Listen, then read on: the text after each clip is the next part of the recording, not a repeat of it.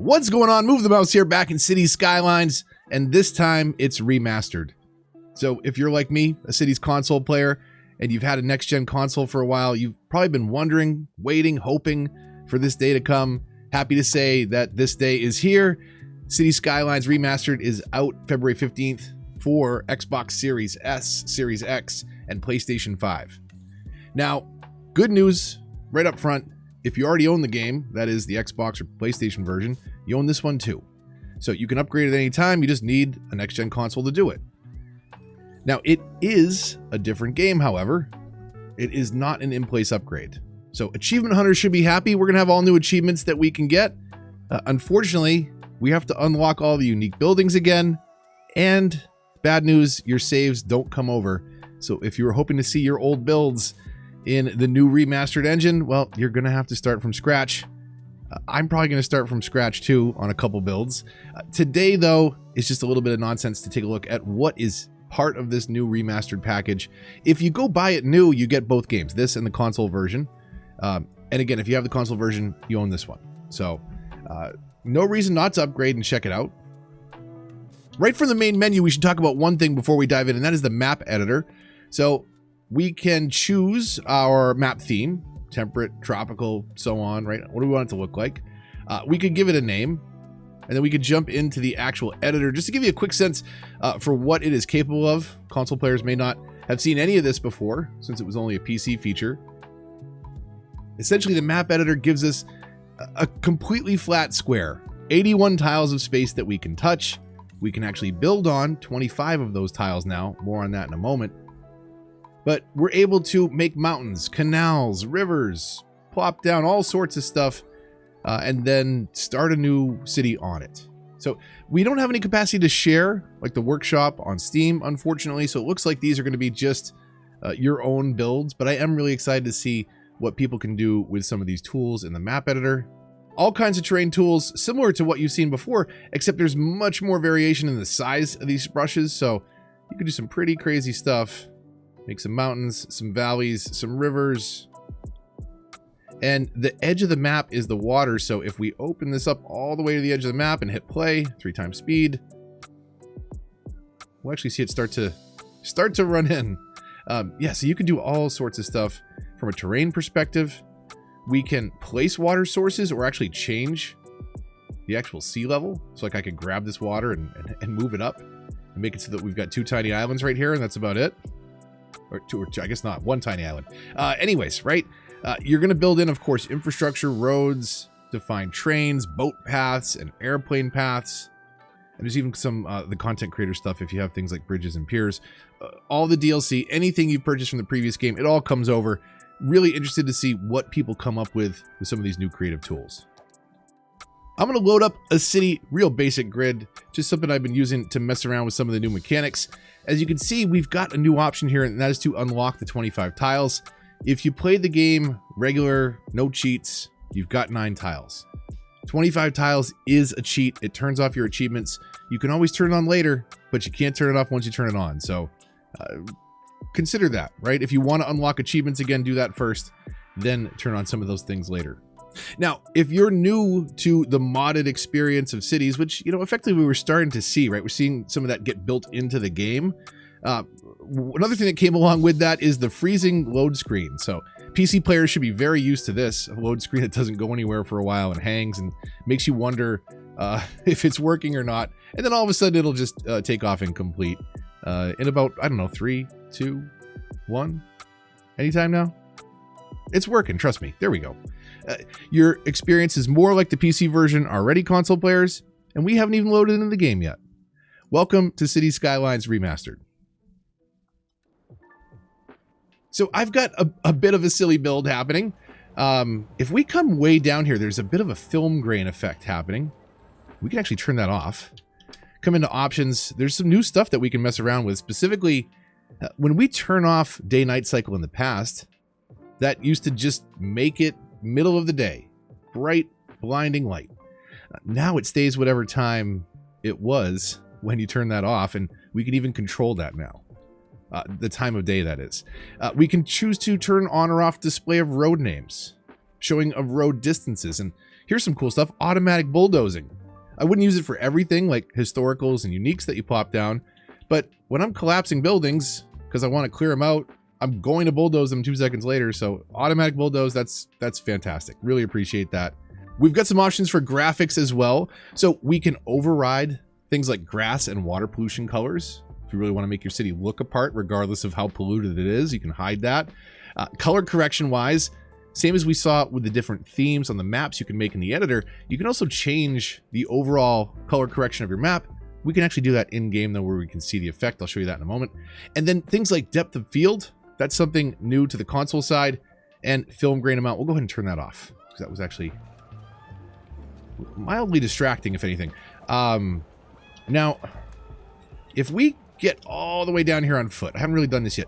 It is a little bit sharper. It's still, I mean, don't get me wrong. It's still console textures. It's still cities, right? We don't have the ultra high. We have an invisible car there. But anyways, things are definitely a little sharper. I do have the field of view on though. Let's see if we turn field of view. Oh, that is the actual field of view. Never mind. I meant depth of field. Wrong option. Depth of field amount. Let's turn depth of field off, right? So that's the old school look. And kind of see what that looks like down there on foot. So, you know, it's not the sharpest thing in the world, but it's definitely sharper than the textures on the old console when you're walking around on foot. So it's definitely better seeing some of this stuff. The signs are actually readable now when we're down here on foot. It's kind of a cool upgrade. So a little bit more detail than what we're used to seeing. Just as much repetition though in the the pedestrians, unfortunately. But like you've seen these signs before. You've seen them many times. Have you ever seen them this crisp and sharp? Probably not. So welcome to the next gen of City Skylines. Well, I have this back button menu up, right? This is how we used to get into things like cinematic camera and drive and free camera, right? That also allows us to control the time of day. And this is going to make capturing those sweet cinematics so much easier, because now we can dial right in on the time of day that we want. When you turn time of day cycling off, again, it locks in on this time, so you can get that always sunset feeling in your city if that's what you're going for. If you like bright blinding light of midday, or if you want the pitch black of dead night and just see all your city lights and stars, wherever you want to meet in the middle, you can set it where you want. Adjust rain strength, fog strength, field of view, right? Which I confused with depth of field a moment ago when I was trying to adjust. But this is the interesting one. Let's get a little bit of color in here. We'll make it sunset, right? So I want to show you how this really kind of changes things around. So let's look at it like right there. Okay, so there's the default color correction. Whatever the map has, that's the LUT you're getting, the lookup table, the color mapping, right?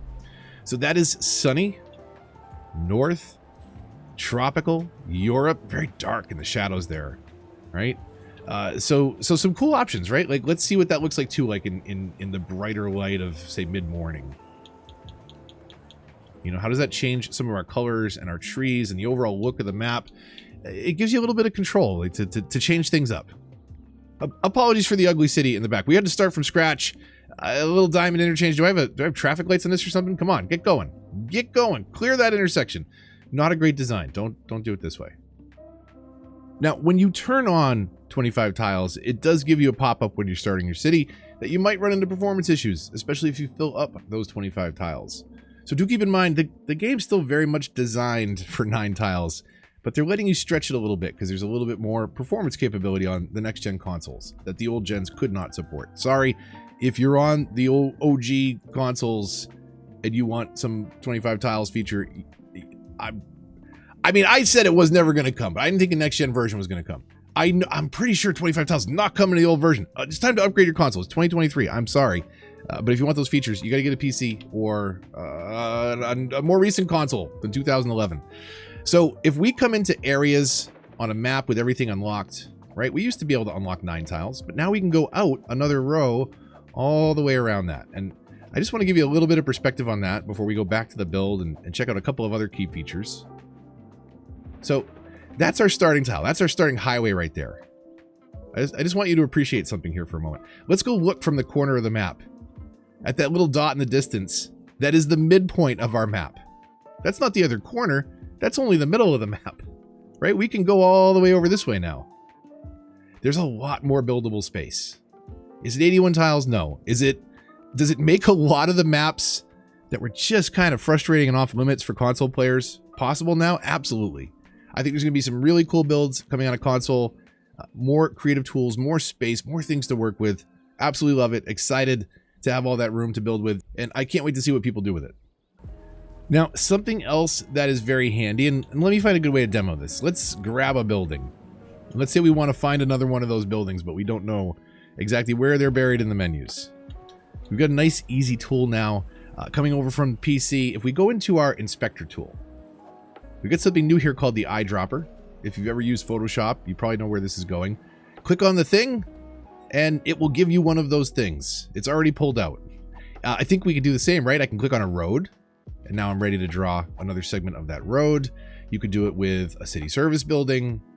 You're paying for that extra building. You're just saving yourself the trouble of finding where that thing is in the menu system. Especially useful if you've got, a police station and you want to grab some more coverage. I was thinking more specifically now that I'm remembering, where do I have them? Right here. Like, let's say you're out of garbage processing, right? You don't necessarily, you can do things pretty quick because I don't have to go to the garbage tab. I can just quickly grab the eyedropper tool and then make a copy, or make another instance rather, I should say, of the thing that I want. Very nice little time-saving mechanic. Don't mind the traffic. It's totally fine. We'll be working on that later. Not here. This city's just, it doesn't matter. Now, a couple new options when we're building roads. So you'll notice that it's not just about the dollar amount now. I can actually have the number of meters long that the road is. The eagle-eyed among you may notice that seems to be a lack of snapping, right? I'm not snapping to a straight line as easily or as obviously as I normally would have in the past. When we have the road tool out, what we used to have to do as console players was hold Y or triangle, go into the radial wheel, and change our snapping options, which was here where the freeform tool is now. But when the road tool's out, before I plop any road down, I can use right bumper, hold it down, and that brings up this temporary menu. As soon as I let it go, it goes away. But this lets me quickly jump in to, say, force a road to snap to a 90 degree, a 45 degree, or a 5 degree angle, right? So if I'm building straight shots of road, I want it on 90. If I'm building some grids, I want it on 45. It's very easy to snap there. And I can kind of, go other places, but it's going to be very prone to snapping to the 90, the 135, the 180, and so on. And same thing if we do it with the 5. So if you're building, really precise things, you're able to do that now. You get very specific about your angles. It can be very methodical about it, which is nice. Same thing here with those other snap options, right? I can just quickly jump into those. And I really like this. This is a time saver in terms of workflow. Very nice to have that feature. Here's a look at the ground pollution option. You'll notice if we go into our graphics, what does grass pollution do? Well, it has no color. Let's go back to the default. We'll let it play at 3 times speed for a minute. I mean, you can see that rusted, irradiated grass, right? And if we go back in there and set it to none, I can still see the smoke, the smog, right? The air pollution is still there, especially if we go further away, you can see it. It's more obvious. But the grass itself is not stained any longer, which is nice. The trees are still dead, but the grass looks better.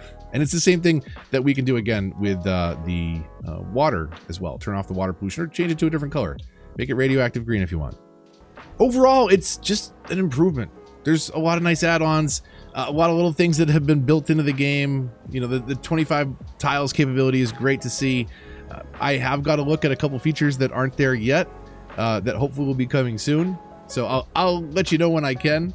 But I'm really excited to see all the stuff that has gone into this already.